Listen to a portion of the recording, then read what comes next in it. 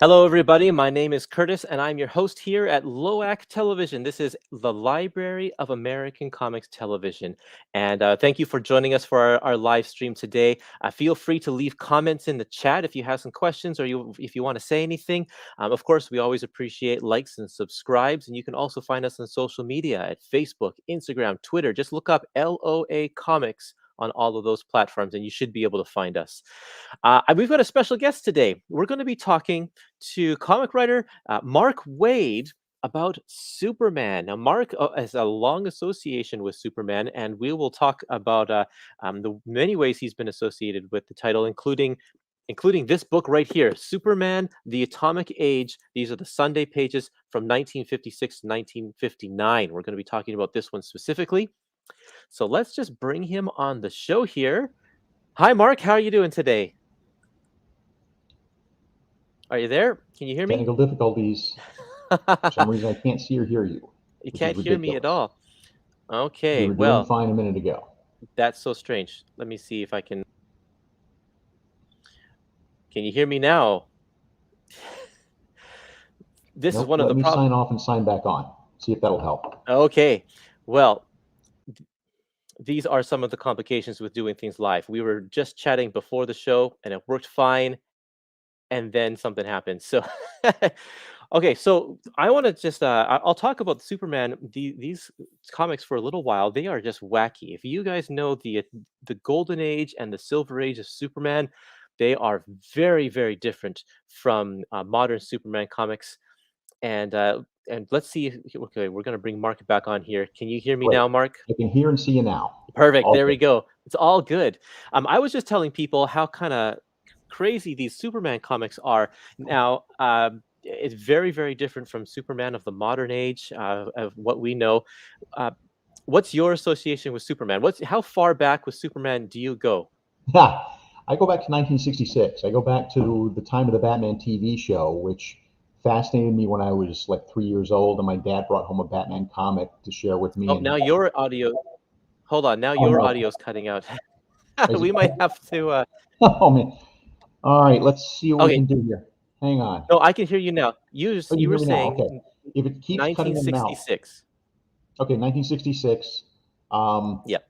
Batman TV show that caught my attention when I was 3, and my dad brought home a Batman comic, and it all just started from there. So that's when I got introduced to the DC universe. That's when I fell in love with comics. And then it's a short hop over to Superman from there, from Batman comics, that's for sure. Yeah, Um, World's Finest took me there, exact from Batman to Superman, and Perfect. then growing up, I was a fan of Superman, but I was also a fan of all the other characters, so it wasn't any special attachment. But what happened was, when I was a teenager, I went through a really bad time, a really very dark time. And again, I want to stress that this is not the fault of any of the adults in my life. It was just me and depressive issues and so forth. But I was in a very, very dark place where I felt as if no one cared about me, no one cared whether I lived or died. And on January 26, 1979, I went to see the Superman movie. I Mm, sat through it twice, and I came out of that movie knowing that whatever I was going to do with the rest of my life, it was going to have to do with Superman. wow. And it took me until I was an adult to really realize what had happened there. But in retrospect, it's obvious. Even though I knew he was a fictional character, Superman cares about everybody. Mhm. Doesn't matter whether you're rich or poor, where you come from, doesn't matter. And I felt in that moment a bond with it. Here's somebody who cares about me. Again, fictional character, I know, but still that emotional connection you can't deny. Absolutely. And so that was what created this bond where, with Superman, that will last until the day I die. That's incredible. And then you actually were able to do that, make a career Yeah. with Superman in it. It's Yeah. I'm very, very lucky in that sense. I mean, so few people get to do as an adult a kind of job that they would have done for free when they were a kid, you know? right. It's just amazing. Now, as far as the strips, the Superman newspaper strips are concerned, where did you first hear about them or discover them? I basically discovered them in various DC comics of the 60s and 70s that would reprint pieces, and they would show what, like little sequences they would show. But then when Kitchen Sink released that first chunk in hardcover back in, holy smokes, what, 1980 something, early. That's right. Yep. Somewhere around there. Um, that's when I really really got to see these things for the first time. And then what happened was, in the year, I want to say 2000 or 2001, I saw on eBay a listing where somebody was listing every single Superman Sunday, the entire run, Wow. and it cost. I want to say I paid $3,000, which is a lot of money, but I got the whole thing. And so, not only am I attached to these strips just because I'm attached to Superman, but the ones you see in the books are literally my strips. I Yeah. was the source for all of that stuff. Yeah. It's just so incredible, and it's great because they're nice, clean copies. I mean, Dean obviously had to do some restoration and such to make them presentable in the for the printed page here, but like it's good stuff. Like, Yeah, he did a great job. Yeah. so how excited were you when you received that? Actually, physically received it in the mail? Then, That was so great because, as cool as it is to have those strips, they are giant and unwieldy. And even though they're, in plastic with cardboard behind them, they're just a pain. And frankly, they're a pain in the ass to haul around yeah, and to go through. So to have them in a complete form like that yeah. was just so great. And they're even bigger than how they're presented in these books, right? Oh yeah, they're full tabloid size, the ones I have, so they're even bigger. Yeah. Now, some of them I noticed that they are like a half tab, or not. Yeah, they're half. Maybe Yeah, not in some of this them are book half tabs. exactly. Some of them are, again, in later on in the run, whoever had been collecting them had settled for, half tabs, or in some cases third tabs, um, just to complete the run. Right. But it's an interesting thing. Dean was telling me about these strips because they're actually pretty rare because Yeah, Superman comic book collectors they collect the comic books but don't really care about the strips. But then right. strip collectors collect classic strips but don't necessarily care about the superhero stuff. So these Exactly. kind of fell in the cracks there. Yeah, that's why I was so delighted to see that once in a lifetime eBay sale, because otherwise I would never have seen, and frankly, by extension, neither would you, and Yeah, neither well, would anybody who exactly. bought these books have ever seen these strips, Yeah, because and the Sundays are one thing. The dailies, that's an even worse story. I mean, we've all been trying to track down stuff from the mid 1950s because it's beautiful looking work, but finding printable copies of that material, as Dean will tell you, is virtually impossible. exactly. And that's why we have published all of the um, Golden Age Superman strips and all of the Silver Age Superman strips. But Right. yeah, there's that chunk right in the middle that we Yeah, haven't published because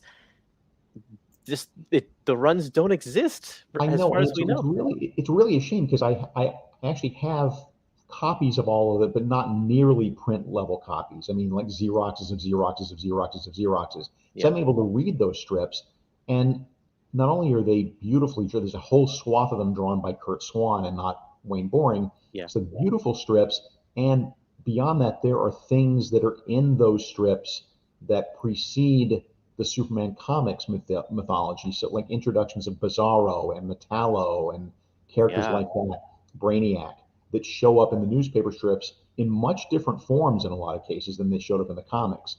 And so, as a Superman historian, it's just a crime that nobody has access to that material. Well, one of these days, One of somebody's these gonna days, find a we'll collection in live someone's long enough. I grandfather's know. basement or something, and it might not be the Library of American Comics that publishes that, but it'll be somebody down the road. So Yeah. we will look forward to that. Yeah. So tell me about these Superman strips in the Sunday strips in the 50s. Right. I'm just before you start, I'm going to switch over my camera so that Mhm. we can get a little close-up look Okay. and and I'm going to solo this so that everybody can see what the book looks like, because we have a beautiful cover by artist Pete Poplawski, who did all of the art for these Superman books that we published, and he has just such a great retro style. I love Yeah, it. yeah. Yeah, let's take a look inside. You do an introduction, and one of the things that I love about your introduction and just kind of your historian side in general, like I love your history of the Marvel Universe miniseries that you did recently, because you reconcile a ton of just the history of Marvel, and you kind of go through that here with Superman as well, talking about how the strip was influenced by by the comics, and the comics were stories were stories from the strips, and vice versa. Tell me a little bit about your this introduction that you write. Oh yeah, exactly. I mean, well, I was specifically interested. I mean, I'm interested in all the strips, but I was specifically interested in this run because at this point, there's a guy named Mort Weisinger who had been editing the Superman comics and by extension the newspaper strip since the late 1940s, and he really kicked into gear. He'd been editing, but with supervision. He was sort of given the reins to Superman in 1957, 1958, and that's when he apparently just gave up on producing new stories for the newspaper strip. Yeah, It was easier for him and his artists to just go ahead and appropriate stories that had either already been done or were in process, that were going to be in the comics. So what's fascinating to me about these strips is that they're like Twilight Zone alternate universe versions of these stories that I know, complete with dialogue that's exactly the same, and yet drawn by Wayne Boring when originally they were drawn by Al Plastino or Kurt Schaffenberger or artists like that. so are you a fan of Wayne Boring? I am I I am not a fan. How about that? Okay, It's he was my Superman is Kurt Swan's Superman because that's what I grew up with. I'm sure yes. if I grew up 10 years earlier, I would be attached to Wayne Boring. But looking back at Wayne's stuff, while it certainly does the job, and I certainly understand why people are attached to it, to me, he's just clunky and stiff, and there's such a repetitiveness about the way he draws the characters and the supporting characters. Yeah, But he has his very specific poses. yeah, I'm looking at page 29 with this. It was a chubby Superman, but this Superman where he's just kind of flying diagonal with his fist out, like that. That one pose is repeated over and over. Oh, there's another one on the very next page, kind of over and yeah. over. Oh And yeah. he has And this also tree these shots, trunk. and these shots, like, let me try, I'll try to find one real quick, but basically when he's in the air, when he's flying, he very rarely flies horizontally in a Wayne Boring comic. He's basically just, you see him kind of standing like he's running in the air. Yes, that's right. Yeah, yeah. Here's one on page 45. He's just running in the air. Perfect example. Yep, just Yep. running in the air.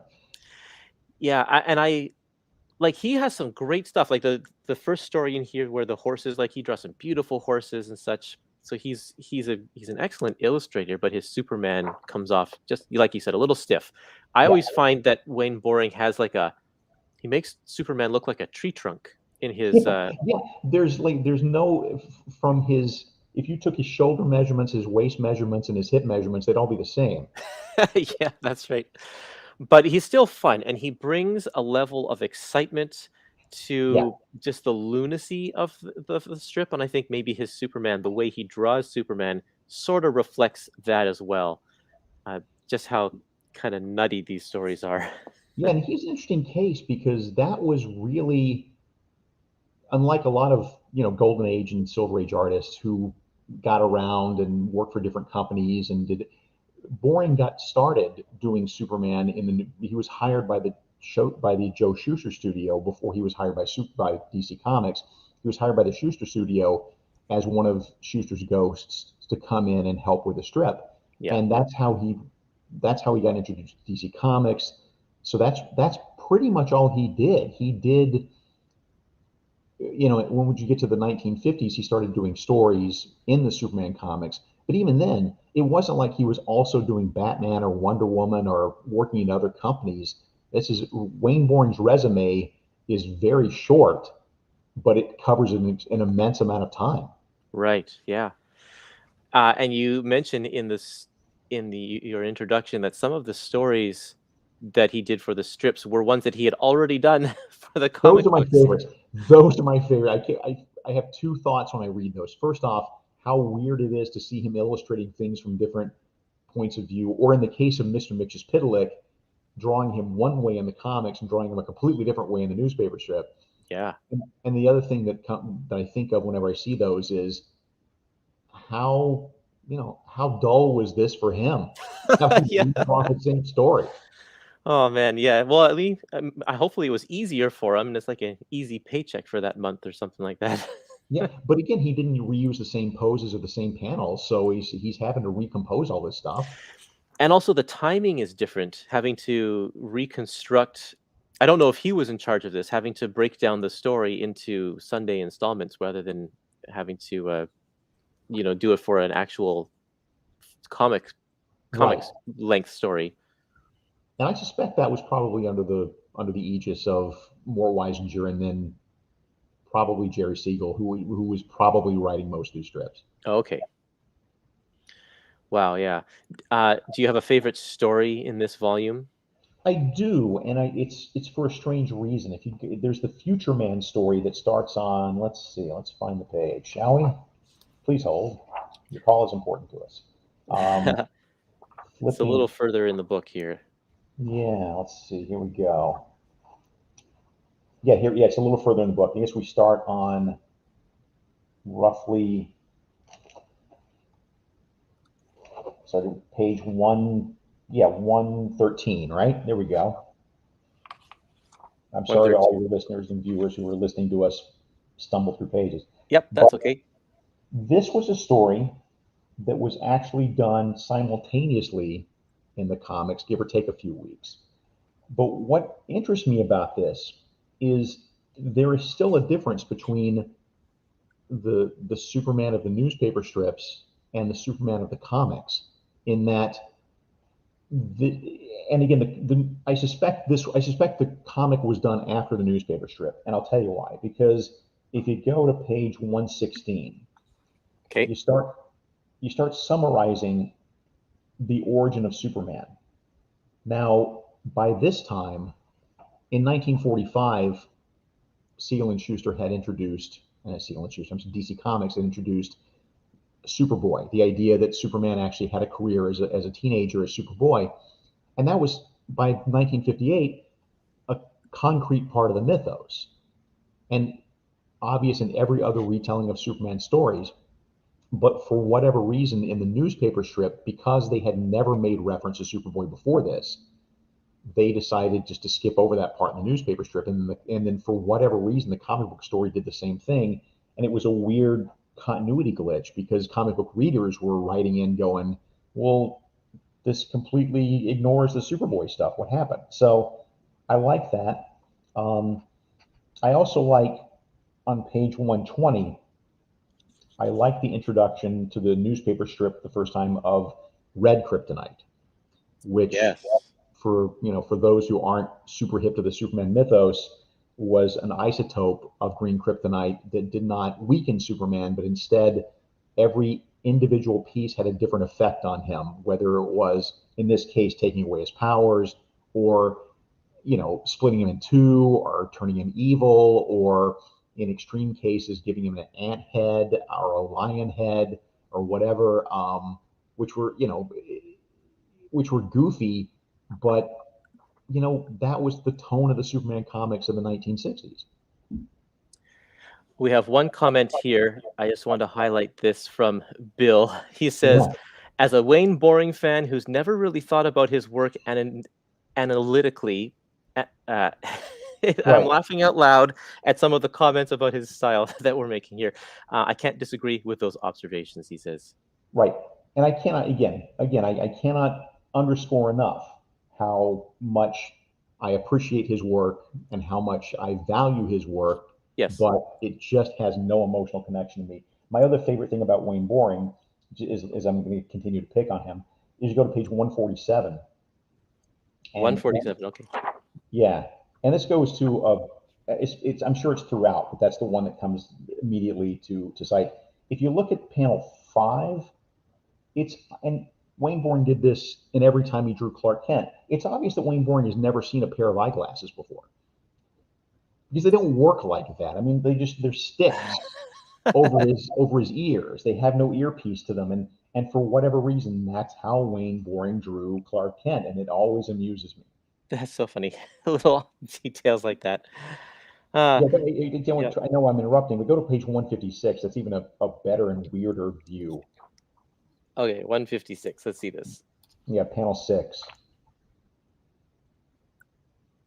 There it is. Yeah, it's not even sitting tucked behind his ear. If I were wearing glasses in that way, my optician would slap me around and fix things. So, That's so funny. but then again, I mean, to be fair, he doesn't need eyeglasses, so I guess he doesn't notice. Yeah, maybe it's Superman who's not wearing them properly. Right. Yeah. But I mean, he's still a very, very talented guy. I like that's Without yeah, question. Yeah. yeah, absolutely. Some of these stories are just kind of, I mean, I talk about how nutty they are. This one sequence where Superman is on trial, um, and he has to about he's trying to prevent a bridge from being, or maybe I'm thinking of the next book, actually. um, is that in this volume, the one where he's like in court and he can't leave the courtroom because he's trying to get this bridge to be not Yeah, I built? think, yeah, exactly. Go to page 171. 71. Oh yeah. This is the story. And like things keep happening and he has to find creative ways to like solve his problem. Like this guy falls out of the balcony booth and he's not allowed to physically leave the floor, otherwise his case will be thrown out of court. So he blows the guy back into the balcony. This is something that I find fascinating about this era too, is that if you look back in the early 1930s, 1940s Superman, when he was originally created, he was very much a champion of the weak and oppressed. He didn't much care about laws. He cared about justice. So he would bully his way around. One of my favorite things in the newspaper strip is the very first time you see him in the newspaper strip in the 1940s.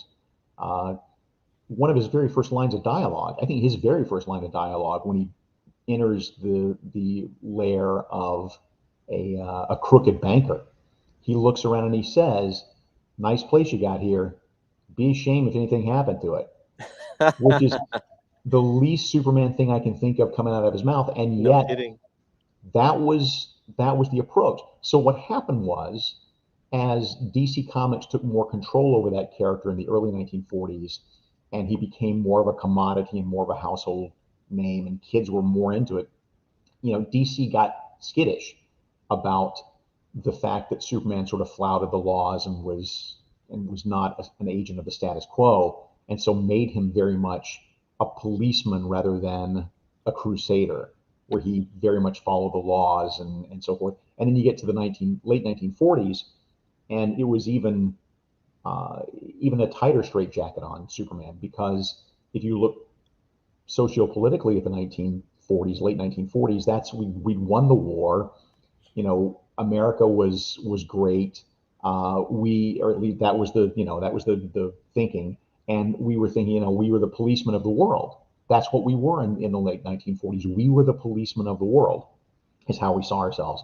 Yeah. And Superman became that. So Superman very much in the late 1940s, and this continued all the way through almost, I think, probably to today.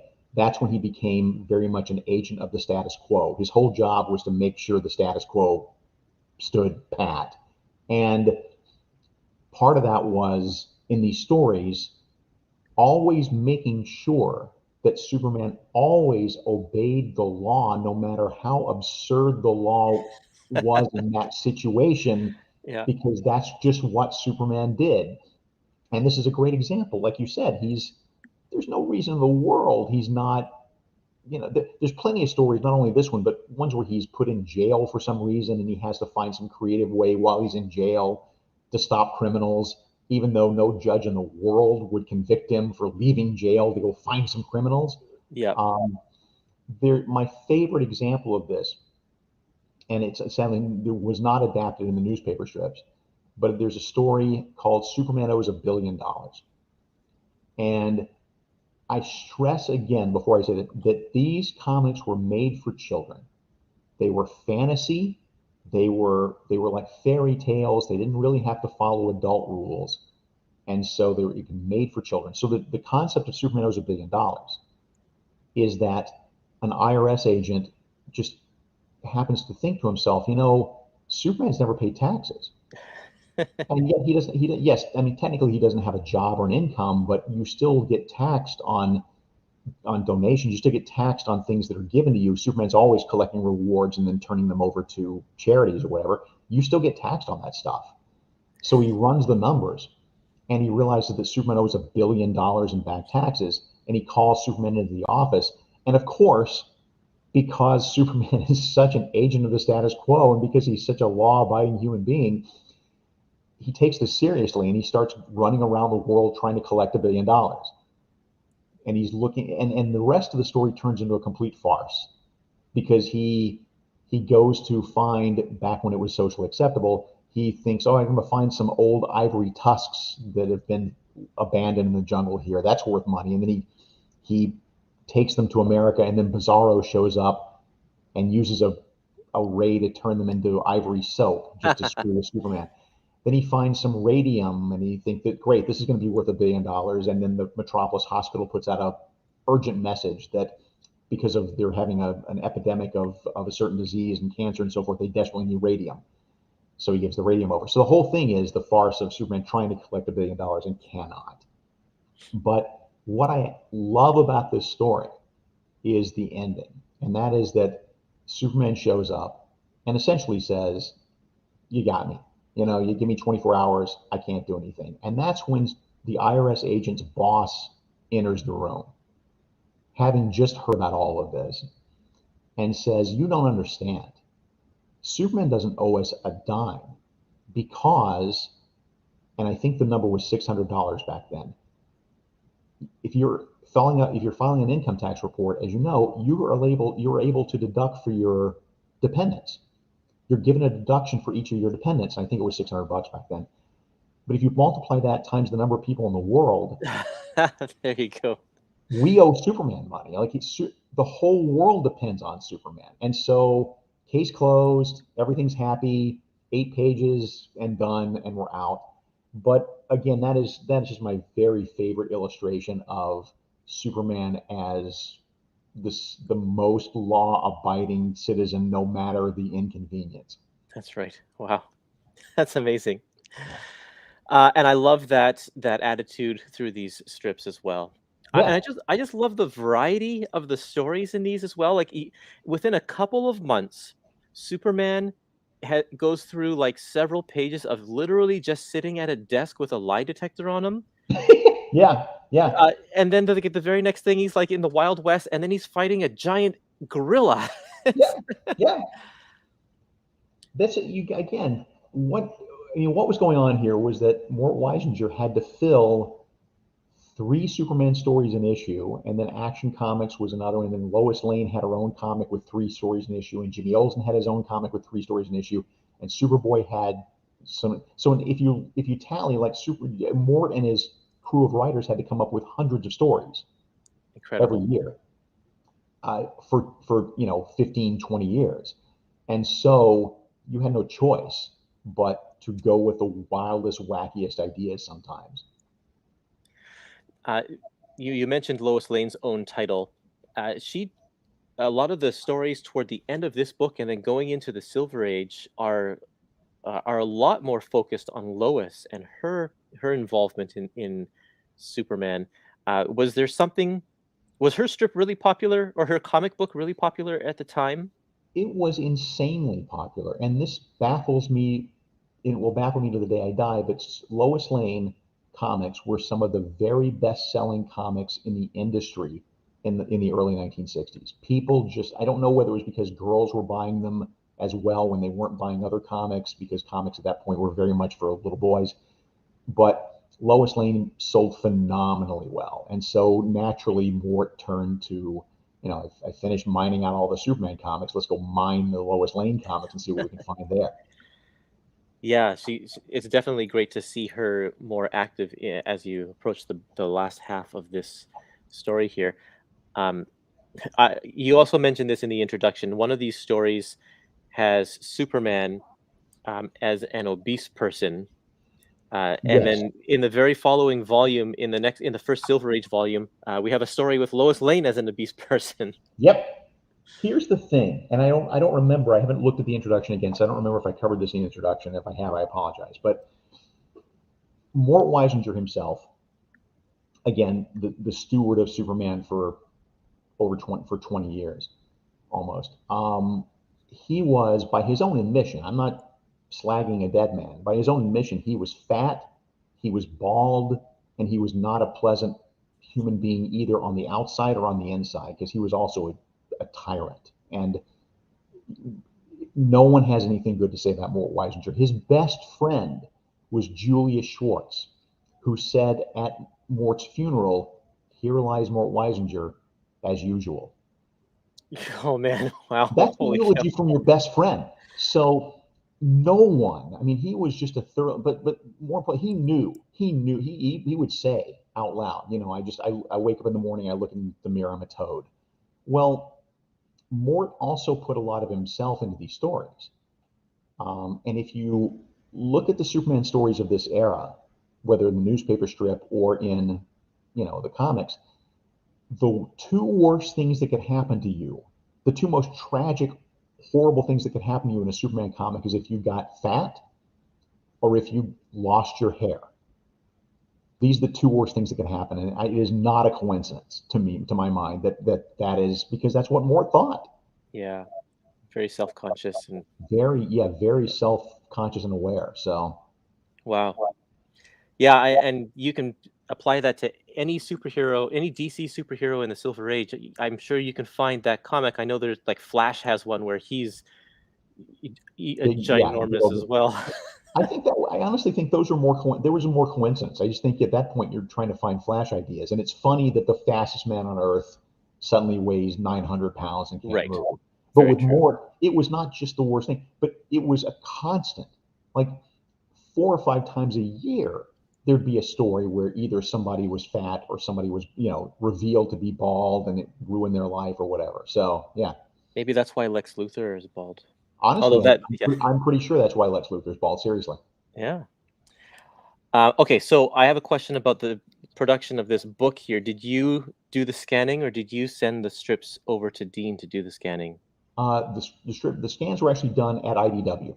Okay, yeah. There's if you can like I'm trying to get close up so you can see, but the line quality is just incredible. Yeah. These scans are this everything is scanned so well. I Um, mean, and that doesn't count whatever magic Dean brought to it in Photoshop afterwards. But yeah, Absolutely. But yeah, you can even see a lot of the you know the the the dot patterns in the four yeah, color printing and stuff. So yeah. it's all very very clear. It's very crisp and violent and vibrant. Okay, I'm going to bring us back onto the screen here. Oh, add to the stream. There you are. Um, yeah, so I think if anybody has any questions for Mark, we're willing to entertain that. I know I had one question online. Let me just see if I can find that because Sure. um, Jeff, our buddy Jeff, who is a very avid supporter of the Library of American Comics, wasn't able to watch the live stream, but he did have some questions. Some of them Sure. I think we've answered already. We talked about the missing Superman strips from the 50s, Right. and he also says, any idea how certain comic book stories were chosen to become newspaper strip storylines? We also mentioned that. Right. And his third question is maybe Mark will answer a few questions about his two announced Superman projects. Happy to. Sure. Okay, sure. Sure. I've after a long absence of DC Comics because the previous publisher had a blacklist as long as his arm. A lot of us were invited back into the fold when the regime changed, and I was pleased that DC basically just said to me, just go do something with Superman because you love Superman and we love your Superman. And so let's go do something. And so I had a pitch for a Superman miniseries that is essentially a sequel to Birthright that Brian Hitch desperately wanted to draw. And it sat around for years because the publisher wouldn't okay it for whatever reason. the moment he was let go and the moment somebody else came in that day, the project was approved. And so Brian Hitch has been working steadily on that. It's a 3-issue prestige format in their black label format, which is that sort of bande dessinée, larger than comics format. And Hitch is about halfway through it, and at this point I can't really talk about it beyond that, other than this. And we don't know when it's coming out. It all depends on Hitch and when he can get it done. But it's one of the best ideas I ever had for Superman, and so I'm really excited about that. Very exciting. And the other thing they've announced is that artist Dan Mora and I will be doing a World's Finest book with Superman and Batman. Wow. And not just Superman and Batman, but sort of using them as a lens to look at the rest of the DC parts of the DC universe we don't normally look at. So there'll be guest stars galore. The remit to me from DC was, don't worry about current continuity, because when you're doing if you're doing a Superman Batman book and you're having to worry about the continuity of both characters at the same time in all the other books, it's going to be very difficult to get that book done. Because you're juggling so many things. So they just said, look, just step back, put it in its own continuity. We can say it's a flashback, or we can say whatever we want to say, but give us the very familiar versions of Superman, where he still has a secret identity, he doesn't have a son, he's not married, Batman is still in the Batcave, Alfred's still alive. Work in that era, and that's my sweet spot anyway. So that's going to be a ball. That's fantastic. Yeah. Do you find that these strips or just comics, the Superman comics of this era, influence the way that you write? In a way, I get called on the carpet sometimes by people who don't really read my work, assuming that I'm just doing Silver Age. I'm just trying to recreate the Silver Age because I'm such a well-known fan of it. This is not true. I don't.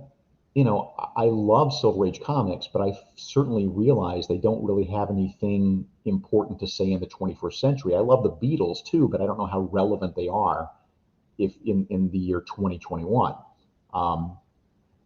So the inspiration I draw from them is less the tone or the kind of stories, and more just the inventiveness, more just the willingness to try wild new things, and also the optimism of these books. That's the biggest influence. That's their biggest influence on me, not the continuity, not the actual stories, but the overall optimism, because I tend to write characters and stories with an optimistic point of view, just because I feel like I can't do pessimism on a couple of counts.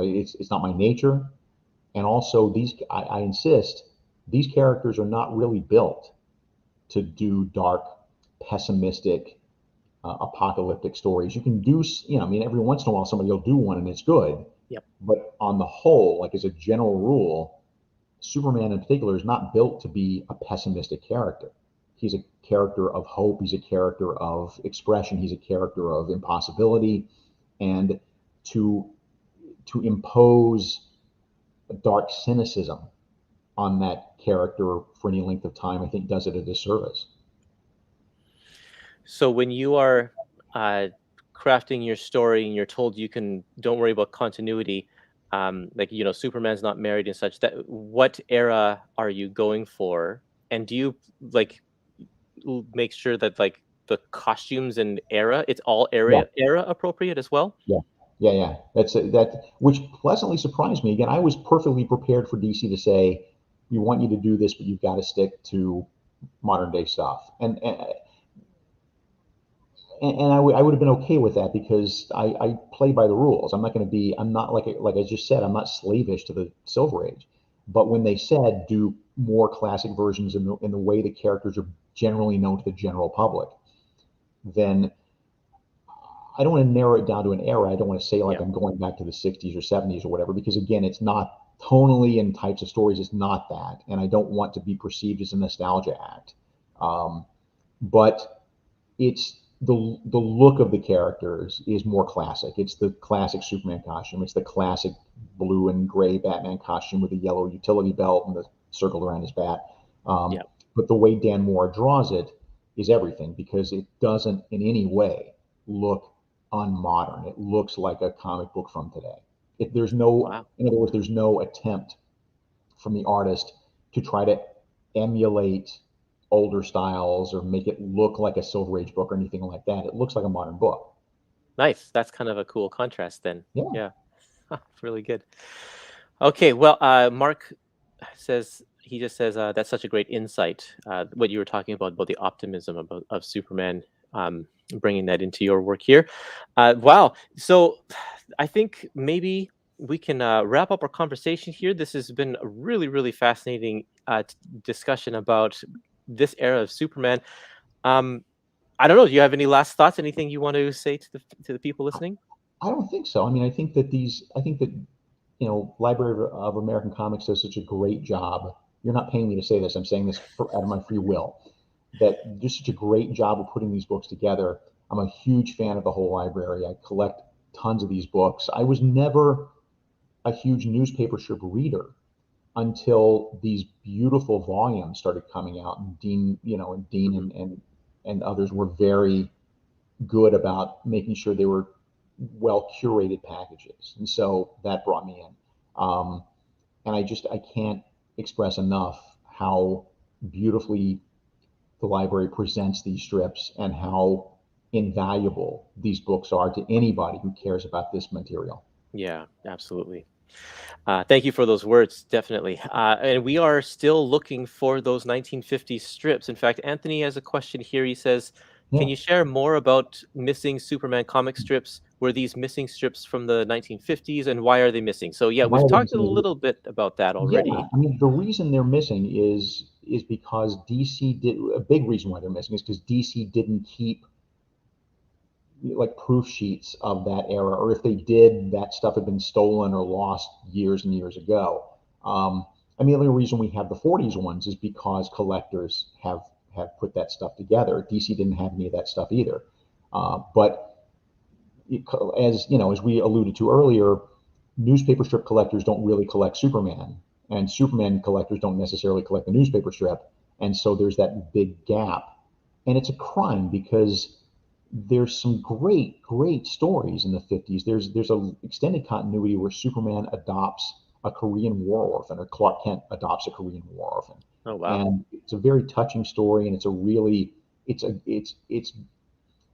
very Clark Kent oriented and less Superman because that actually plays better in the newspaper strip. As it's just it because with Superman you need big panels and big expressive, and a newspaper strip is this. So Yes. Clark Kent plays a little bit better. Um, and there's, like I said before, there's a whole 4 year run where Wayne Boring just does the comic books exclusively, and Superman artist Kurt Swan steps in with inker Stan K to do 4 years the continuity. And you know, I've been able to read all that stuff again. Like I said, sometimes it's fuzzy and sometimes it's hard to read, and I wish all of it were in publishable, you know, but nobody has that stuff. I know it's a very long answer to a very short question, but the answer is no one that we've been able to find on the planet Earth has that stuff. And so what we've been able to do is certain newspapers, if you can find, you know, runs of those strips on their microfilm, on their microfiche, we're able to, gather some of that. That's how I was able to put together the whole Bizarro story. But even then, there weren't that many newspaper strips, or there weren't that many newspapers who carried the strip in the late 1950s. And as they say in any story set in the future, records are incomplete. Historical Yeah. records are spotty and incomplete. And so, because the biggest newspapers in America didn't run the strip, the record, so many of the newspapers who ran the strips don't even exist anymore. So where are those files? We Yeah. I trust me when I say we have all exhausted every resource other than building a time machine that we can think of to find these strips. Yeah, and so Dean has been gathering little bits and pieces, Yeah, as he finds them, but it's like, you get a few here, you get a couple of months there, and yeah, this guy has a year, but that's we're talking about right, 10 years. So exactly. it's And he wants to. I mean, and he wants to promote, produce them complete. Oh, for It sure. doesn't, it's he wants to be able to do them in big, complete sequential chunks that Yep. fill a book. He doesn't want to do, spotty here and there. So, which I salute. Oh, for sure. Yeah, Yeah. I think hopefully at some point there will be enough to do at least one volume of, because they're published in 2.5 year chunks, I think, and if we can get at least enough for one volume, then we can get it. But I think Dean is of the opinion is if we don't have all of them enough to do all 10 years, then why bother at this point? Well, Just part just of it too, and hold on to it. correct me if I'm wrong, but because you've already set the time frames with the first volumes and the last volumes, you're also kind of locked in. Like you can't do a volume that is if you found, let's say you found 3 years worth of strips, you couldn't necessarily do a volume out of that because if that spread It would covers overlap the volumes. Yeah, overlap right. volumes, then you wouldn't want to do that. So Yeah, it's tricky stuff. There's a it is. whole sequence in the early 1950s where Lois and Clark actually do get married. Wow. Oh, okay. They're married for like 2 years in the strip, or a year, something I forget. I haven't looked in a while, but they're married for a good long time in the strip. And I think what happened, I'm conjecturing, but in about the time that ran its course in 1951 or so, that's when Mort Weisinger was given full reign of the Superman books. And I think Mort is the one who decided we want the newspaper strip and the comic to reflect each other. Mm. So, in the laziest, weirdest way, they just shuffled the marriage off by saying that Superman was having a dream. There you It go. was implanted in his dream by It was implanted in his brain by aliens, and he goes has an adventure with these aliens who say, "Oh yeah, we're just making you believe you were married for 2 years."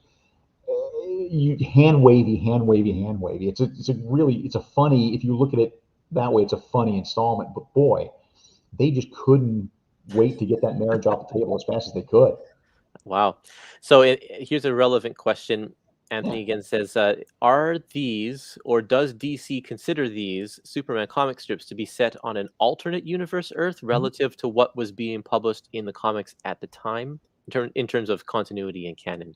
Yeah, I think so. I mean, Yeah, that would be especially why because you're they. duplicating up so many of the stories and you're Yeah. telling them differently. Yeah, Well, and that's why they would do. That's why they did the dream sequence marriage right, resolution, right. because otherwise they could have just left it if they didn't Yeah. consider it. But But well, another example though, another really good example. We can keep going for a few minutes, right? I don't want sure. Yep. Yep. That's fine. to, but there's a whole sequence in 58 in the newspaper strip that introduces Brainiac, except he's not called Brainiac. He's called, I forget the name of the character, and he doesn't look like Brainiac, but it's still the same gimmick. He's stolen the bottle. He went and shrunk all these cities from different planets, including from Krypton, where he got the bottle city of Kandor. Yep. But in that story, it it starts and ends like the Brainiac story where he was first introduced in the comics. But in the middle of the story, Superman actually goes down to Kandor and has an adventure there No. that is not in the comics that lasts for a good long time. So Wow. you're, you know, you can't have both of those stories happening in one continuity. So Yeah. again, once more, I give you a very long answer to a very short question. They were considered separate continuities. Right. Okay. Wow. Wow. This just makes me want to, you know, knock on people's doors and say, "Hey, I need to look through all of the stuff you have in No. your basement and in your Mhm. attic because we Yep. gotta find these strips." Wow. I yeah. So if you go to your local library, especially if you live in a big city, you can have access to microfilm newspapers, and you could probably find these yourselves. I'm sure I haven't looked, but I bet people have posted these online somewhere as well, for people to see. It seems Yep. like something some people have. Sadly, they have not. I Oh, trust me, okay. they have not. And like I said earlier, remember, a lot of these newspapers are no longer in business. So whether there are files existing or not is very spotty at best. Well, or you can get yourself a free trial to a website, a newspaper archive website Right. online, and see if you can find them See there. if you can find there. Yeah. But as far as printing them, none of that stuff is really print quality, especially to the level that you'll find in this book, which is Yeah. really quite amazing. Yeah, Dean set a standard now. Yep. That he has to meet. Yeah. Yep. Great. Oh man, the questions keep on coming in. We can do this for a few more minutes here. It says, Sure, I got a few minutes. do any of these Superman comic strips share any continuity with Batman or other DC comic strips? Later in the 60s, as you get into, I think the newspaper strip stopped in 1966, but in those last few years, yeah, Batman shows up a few times, Supergirl shows up once. I think those are the only DC characters that show up. But at that point, like I said, they were just, at that point, Mort had given up writing for the newspaper strip and it was just literally handing Wayne Boring comic books and just saying, do this story. Yeah. So, yeah. And Superman showed up in the Batman comic strip in the Yeah. 60s as well. Yeah, so did Aquaman. Yeah. Those Yep. and those are really fun.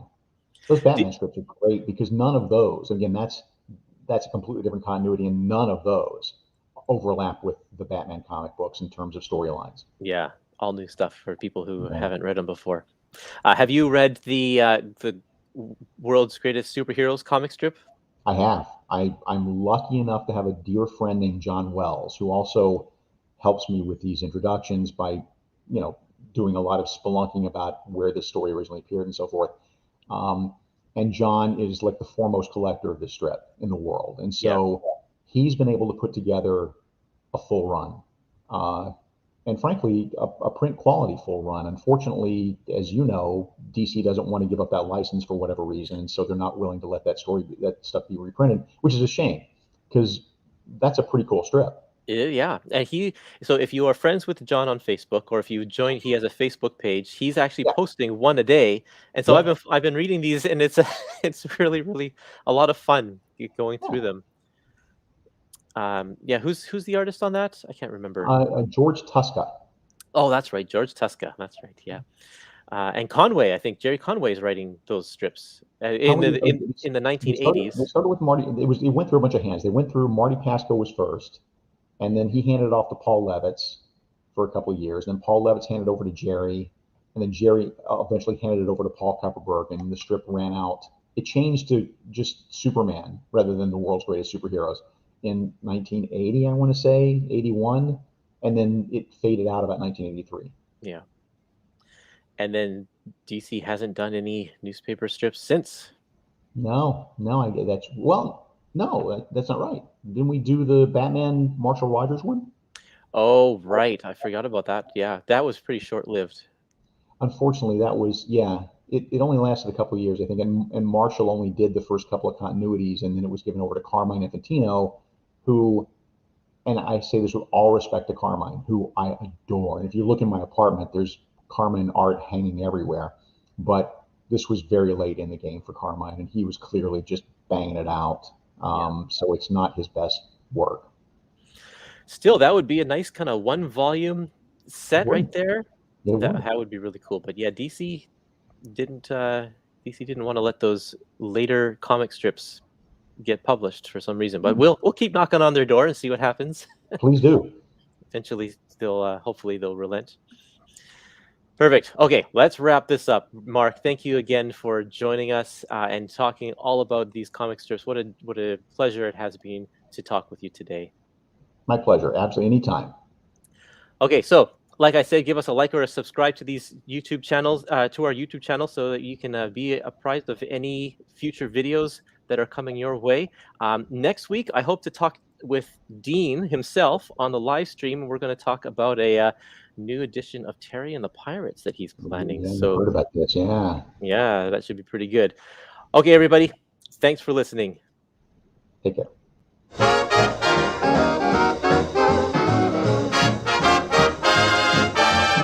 Okay, if you're still